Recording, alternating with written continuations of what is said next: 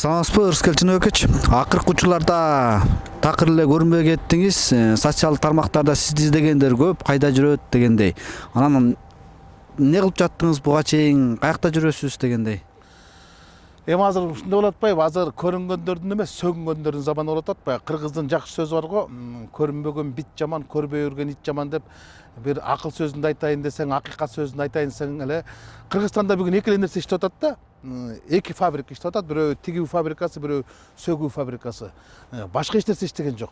Анан азыр бир нерсе айтыштын өзү да ушундай. Бирок эми эйфориялар этегине чыгат, баары бир деле укуктук талаага киребиз дегендей, мына бир айдын ичинде бир премьерди 3 жолу шайлашты.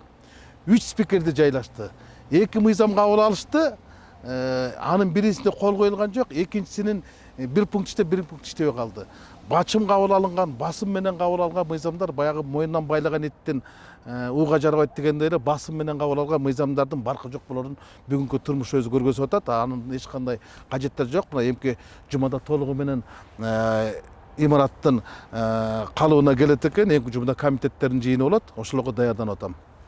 Акыркы учурда Тар чөйрөдө сизди президент шайлоого барат экен деген сөз болуп атат да. Чындап эле барайын деп даярданып атасызбы? Мен алдыдагы президенттик шайлоого катышам.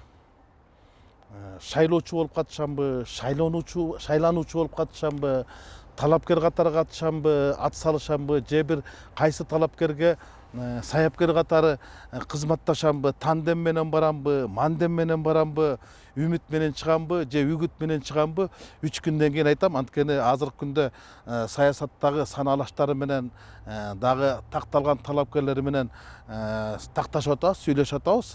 Бирок атуу катары президенттик шайлоого катышам. Бирок кандай деңгээлде катышам, буну 3 күндөн кийин ачыгын угасыздар. Чоң рахмат.